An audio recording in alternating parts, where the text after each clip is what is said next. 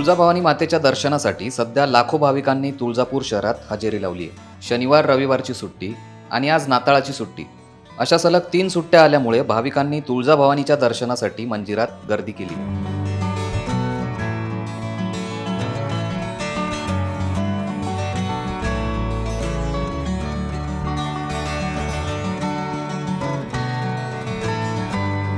मंदिर तसेच आसपासचा परिसर भाविकांच्या गर्दीने फुलून गेलाय।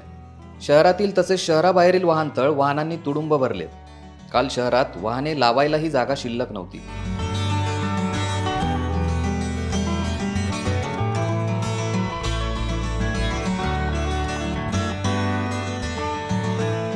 मंदिरातील गर्दी पाहता प्रशासनाने आजपासून पुढील 4 दिवस पेड दर्शन बंद ठेवण्याचा निर्णय घेतलाय।